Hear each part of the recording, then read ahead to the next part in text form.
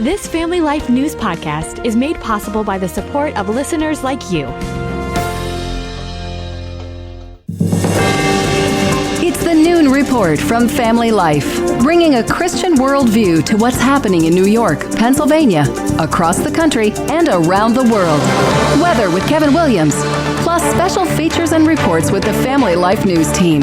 Now, here's what's happening.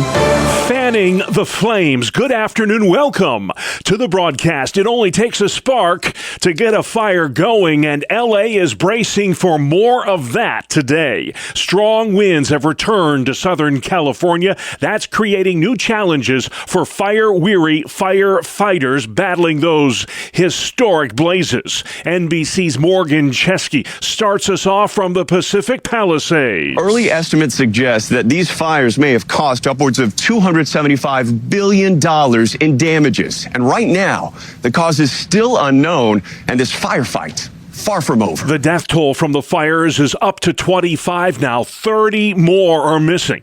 A week after the blazes began, the first lawsuits have been filed. The suit alleges the largest U.S. municipal utility allowed a huge water reservoir to go dry since last February. Firefighters saw hydrants run out of water shortly after the fire started. Correspondent Jim Krasula. President Biden delivers his farewell address to the nation tonight. In a letter released ahead of his Oval Office address, President Biden outlined what he sees as major accomplishments during his 4 years in office. Mr. Biden noted over 16 million jobs created, increased wages, and declining inflation, as well as bipartisan initiatives he signed into law. The president says it was the privilege of his life to serve the nation during his 50-year political career. Willie James Inman, the White House. Peter Doocy at Fox News says many of Biden's final acts have been through executive order and are controversial, to say the least. Like pardoning Hunter Biden, commuting death row sentences,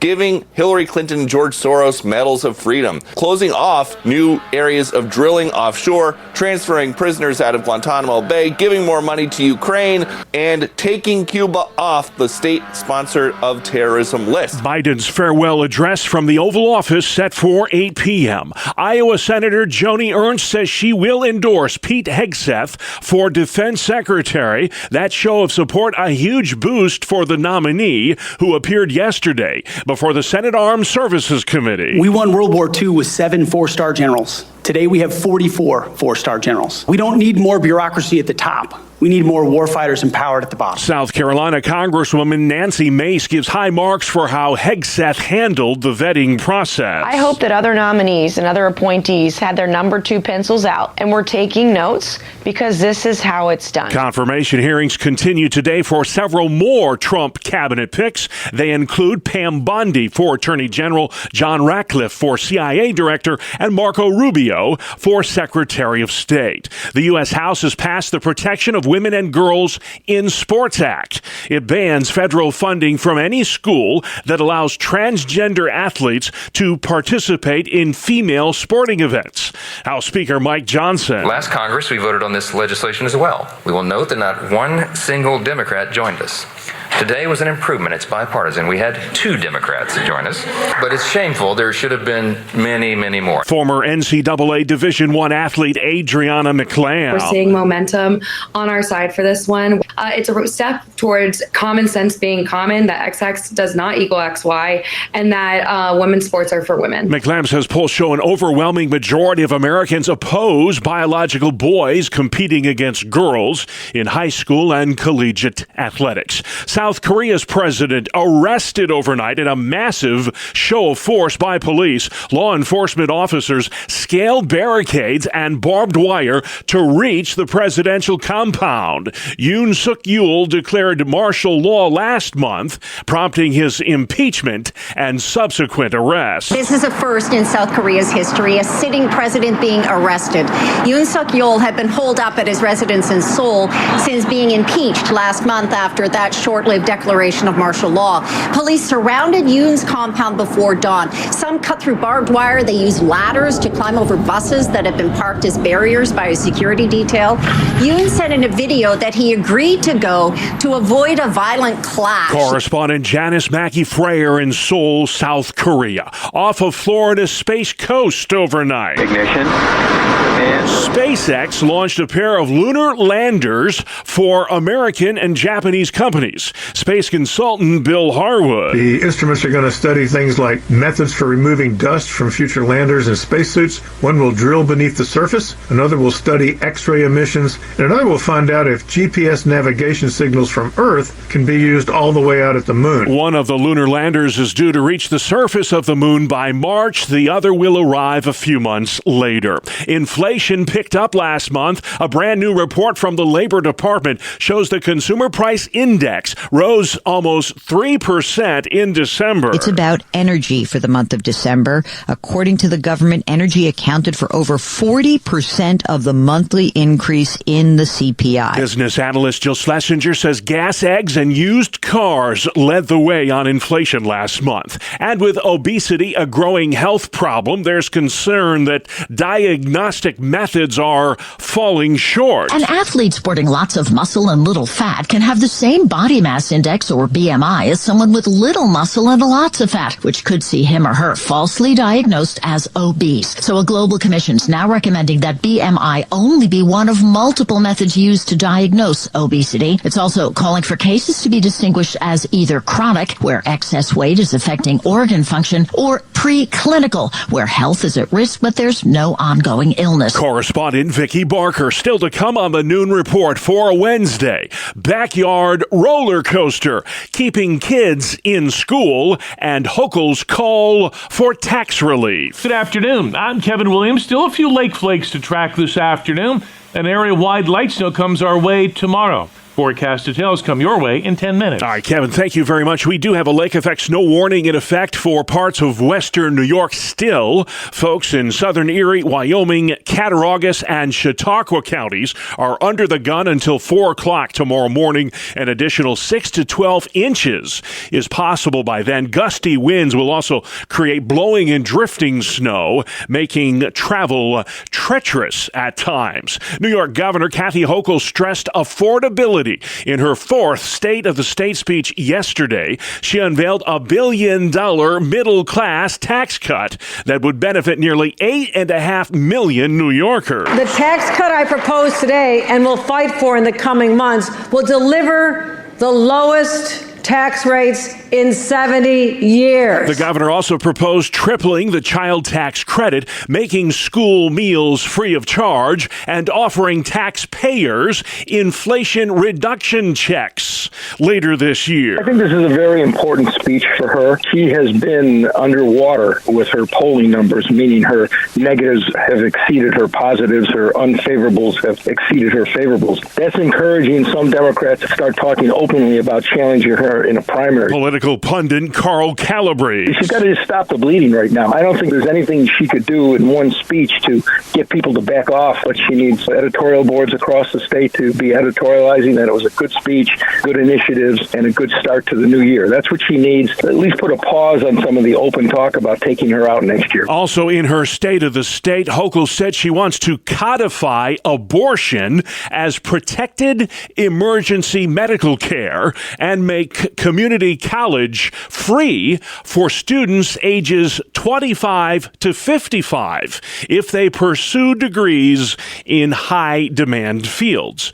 A Pennsylvania not-for-profit is providing mentors to help troubled kids stay in school. Lindsay Sturkey is executive director of CISPA, which stands for Communities in Schools of Pennsylvania. Our mission specializes in dropout prevention. Program director Angelica D. Santiago says many kids drop out of school to get jobs, and for others, it's more personal. There could be unaddressed mental or behavioral health issues, language barriers, a lack of toiletries, hygiene products, clothing, and so especially for our younger students, they don't have the confidence to go to school every day if maybe they're not smelling their best or looking their best. CISPA is in 32 schools in 6 counties, assisting some 28,000 10 students all across Pennsylvania. A Rochester, New York man accused of a grisly crime 6 years ago has finally been caught halfway around the world.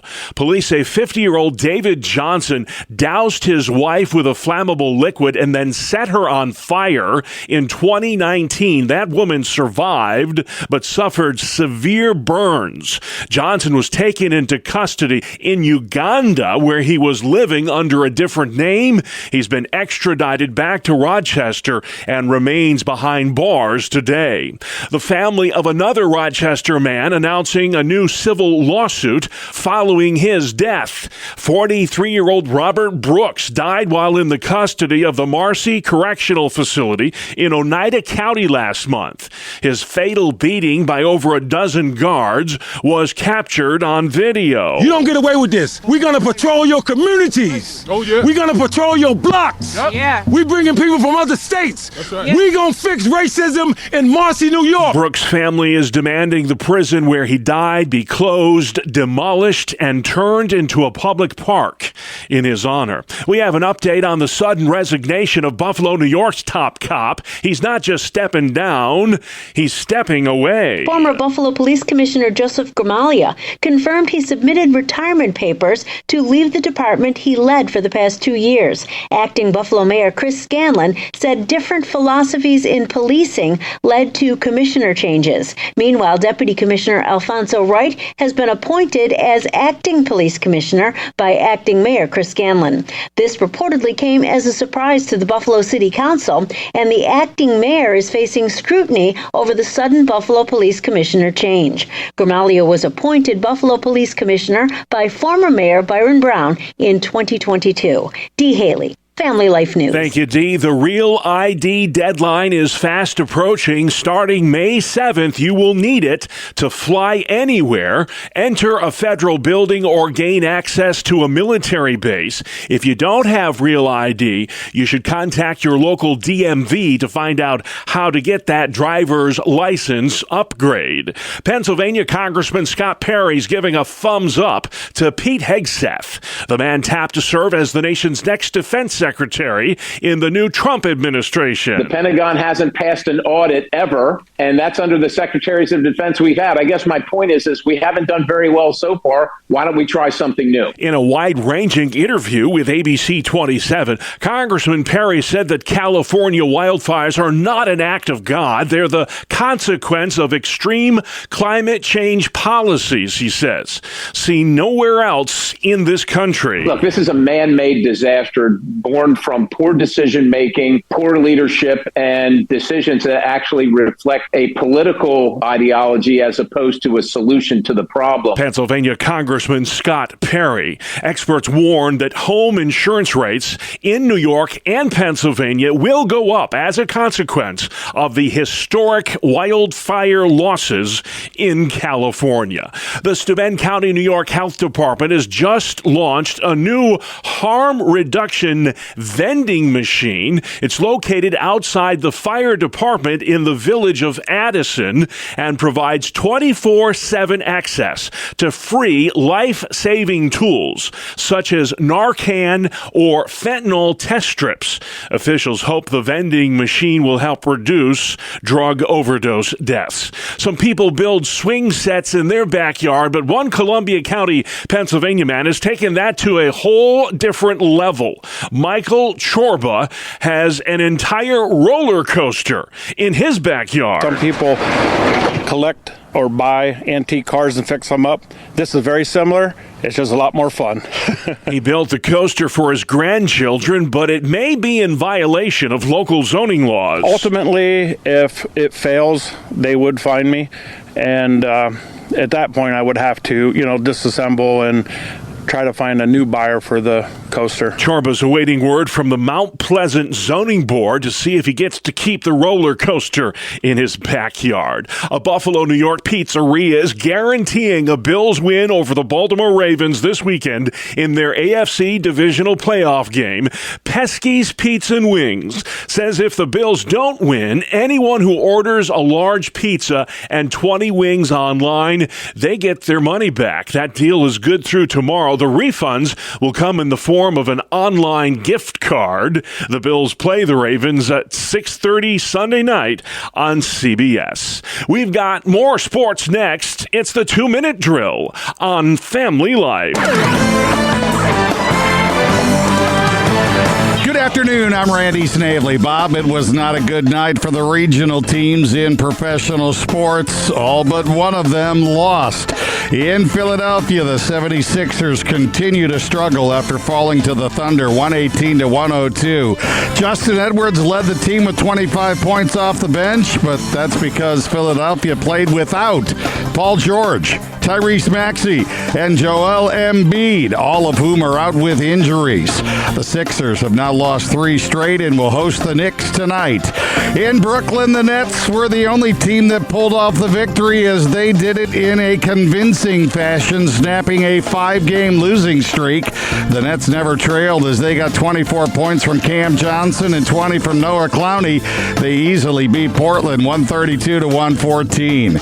On the ice, the Rangers were in Denver and lost in overtime on a Devon Taves goal with under a minute left in the OT. 3-2 the final. Parker Kelly and Arturi Lehkonen were the goal scorers for New York. The Senators shut out the Islanders 2-0. Ottawa has now won 3 straight. In Pittsburgh, the Penguins' woes continue, dropping their 3rd in a row. A 4-2 decision to the Kraken.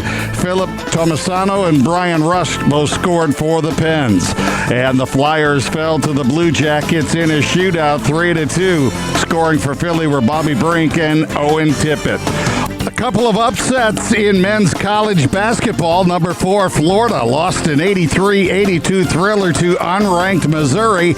And number 5, Alabama fell to 21st-ranked Ole Miss 74-64. That is a look at sports. Thank you, Randy. Man, still to come on the Noon Report for a Wednesday. Biden's farewell, Trump's picks on the Hill, and mental distress disorders in seniors. Welcome to Breakpoint, a daily look at an ever-changing culture through the lens of unchanging truth. For the Colson Center, I'm John Stonestreet. Well, the fabled American dream once included a long list of items like a steady job, benefits, a spouse, a couple kids, an annual vacation, a car, and owning a home. But for too many these days, achieving that last aspect of the American dream, owning a home, is more of a nightmare. Recently, CNBC reported that the average age of home buyers in the U.S. is now 56 years old. According to the National Association of Realtors, that's up from an average of 49 years old just late last summer. Over the same period of time, the median age of first-time home buyers rose from 35 to 38, while the share of first-time buyers in the market fell from 32% to just 24%. That's the lowest number in the 4 decades that the association has kept records. The median home price in America is now a whopping $435,000. That's an increase of about 40% since 2020. And adding insult to injury, in that same period of time, the average interest rate for a fixed rate mortgage is more than double. And a typical down payment now equals the median household income in America. As one lending director told CNBC, quote, "In my 2 decades in the mortgage business, I've never seen a more difficult time for millennials to purchase a home," end quote. Now, home ownership is a worldview issue for at least a few reasons, but especially because of the relationship it has in our cultural context with starting and raising a family. America currently faces the lowest rates of childbearing and some of the lowest rates of marriage on record. And anything that hinders family life in this way is a barrier in urgent need of removal. Now, any problem that's caused by a combination of culture and politics and market forces is, to put it mildly, challenging to solve.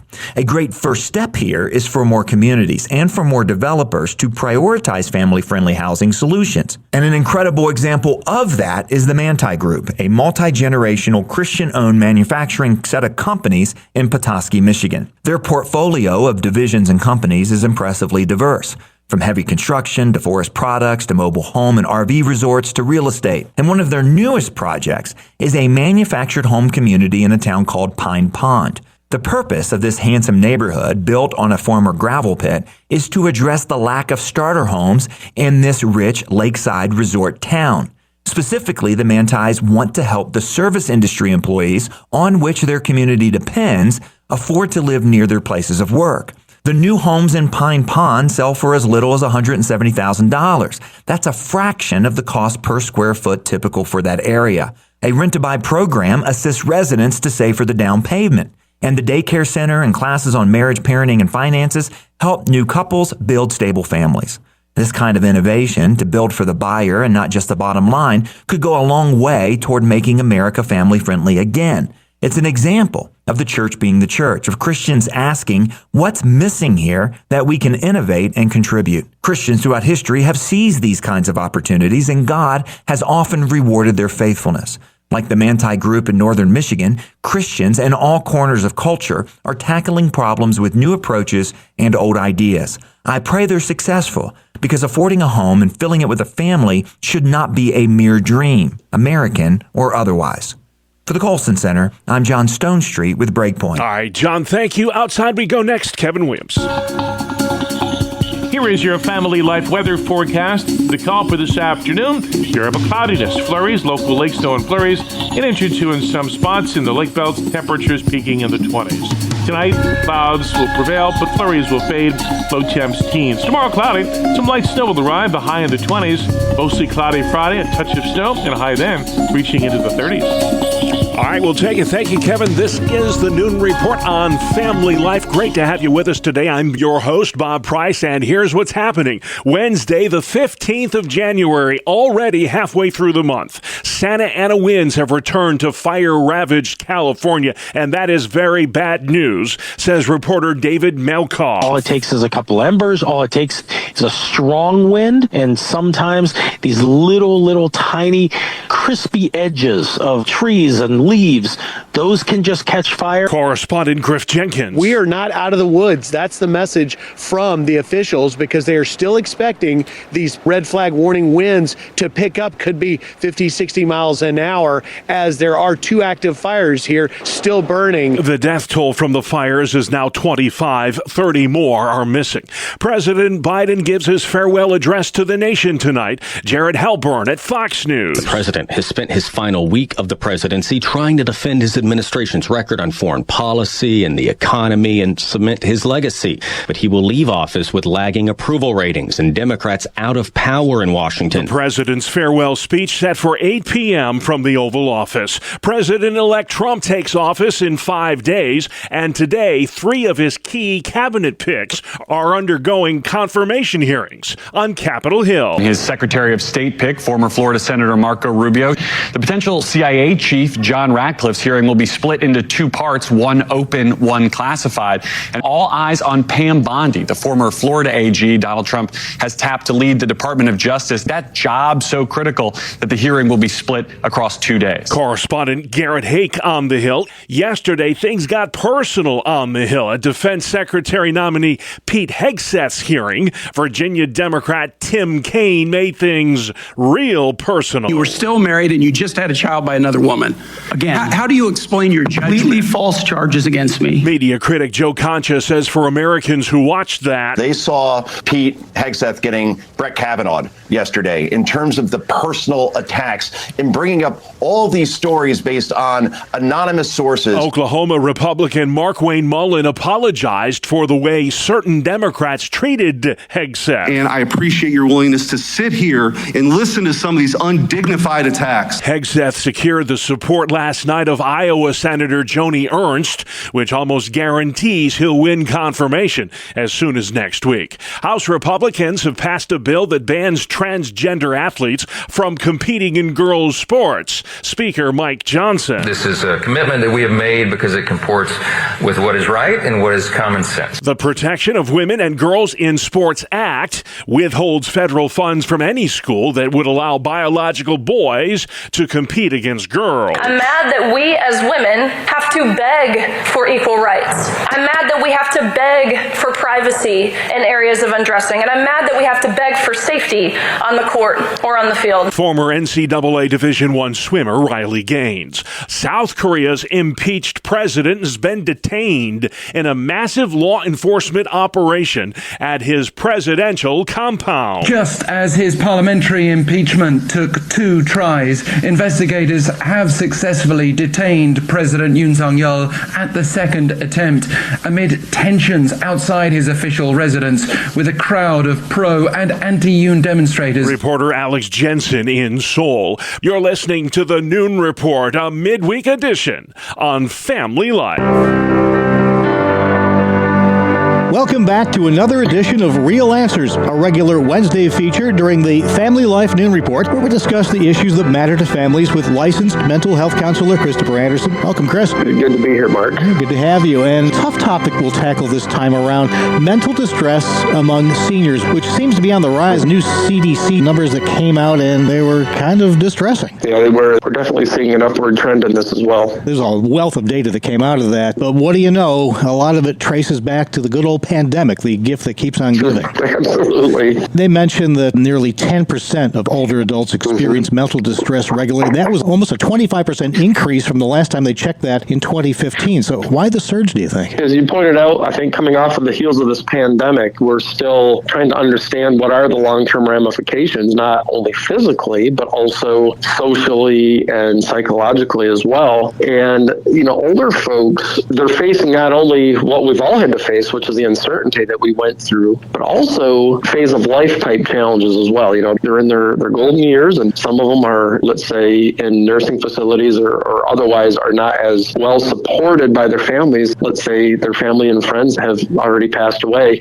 They've got special challenges that other younger folks don't have at this stage of life that we have to be very mindful to deal with. I just came off a mission trip down in Honduras, and one thing I did notice there that you don't see as much here now is extended families being together, and seniors benefiting from that, and families benefiting from those seniors as well. The days of the Waltons in America are long gone, it seems. It is. You've described something that was very important.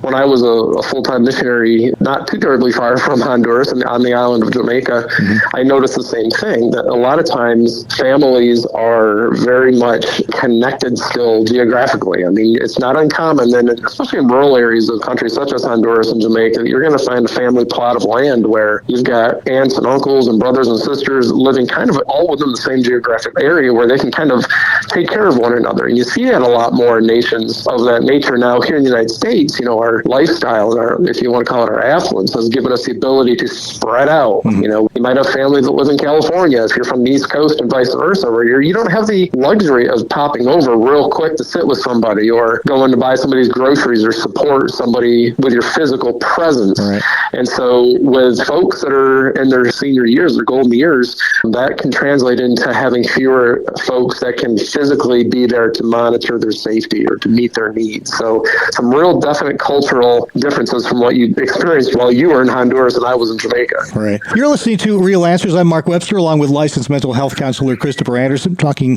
today about the issues faced by seniors suffering increasing amounts of mental distress. And as we dive into those numbers, one thing that struck me is, we've seen recent stats about during that pandemic, how young people really struggled with isolation.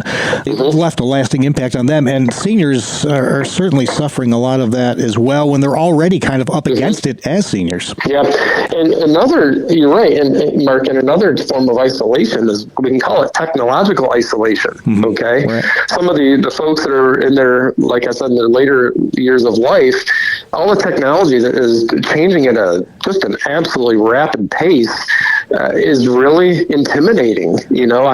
Some folks might have a much easier time staying connected through electronics, but sometimes the folks that are, like I said, they're, senior citizens aren't necessarily as well versed in how to use all this stuff. Left in the dust, left behind. Left in the dust, absolutely. And you know what? I think, too, this is where churches have historically and need to once again make sure they're on their game at meeting the needs of folks that are not able to get to services or participate in other activities, especially if their families live far away.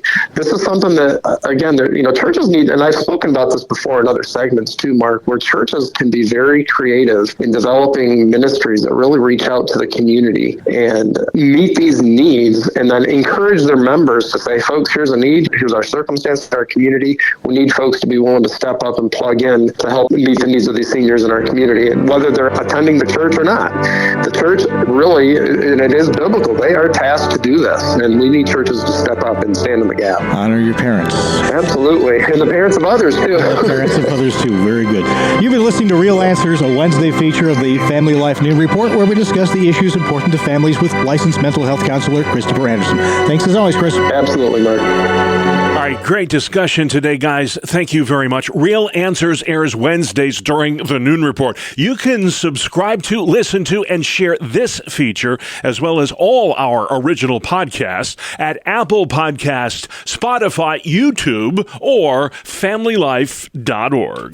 Good afternoon. Here is your Family Life regional weather forecast. The last vestiges of the most recent lake effect pattern will be moving across western and central New York through the area into the evening hours, moving from south to north with some minor additional accumulations. Then we turn our attention to a little clipper. Weak system, but it'll bring an area-wide light snow tomorrow. More moderate temperatures heading into the weekend before a bitter blast arrives Sunday into next week. The call for this afternoon, variable cloudiness, flurries, local lake snow and flurries, an inch or two in some spots in the lake belts, temperatures peaking in the 20s. Tonight, clouds will prevail, but flurries will fade, low temps teens. Tomorrow, cloudy, some light snow will arrive, the high in the 20s. Mostly cloudy Friday, a touch of snow, and a high then reaching into the 30s. All right, sounds like a warm-up is coming. Thank you, Kevin. And finally, at noon today, most of us will never, ever set a world record. But one Idaho man has set 52 records in 52 weeks, and he's done it twice. Say what? Here's Family Life's Brian Query. In 2021, David Rush set 52 Guinness World Records in a single year. That was quite a feat. But in 2024, he did it again. Rush has come out saying he set himself a goal of holding the most concurrent Guinness World Record titles. So what are some of the records he broke? How about the most ping pong balls caught in shaving foam on the head in 30 seconds? 14, by the way. The farthest distance of blowing a playing card, 33 feet, 4.78 inches. The most juggling tricks in 1 minute with 3 balls. Rush said the easiest record of the year was the most balloons burst with boxing gloves in 1 minute. The number to beat was 72, and Rush smashed it with 327.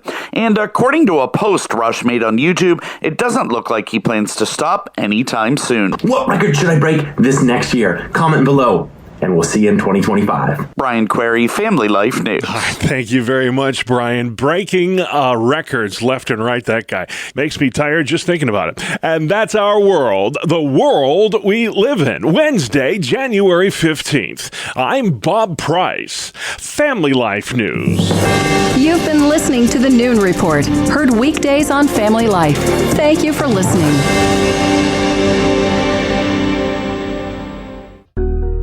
Thank you for listening to this Family Life News podcast. If you've been encouraged by what you've heard, please share it with others and click the subscribe button to automatically receive future episodes. Family Life is a listener-supported ministry. Podcasts like this are made possible by your financial partnership. Find out more at familylife.org.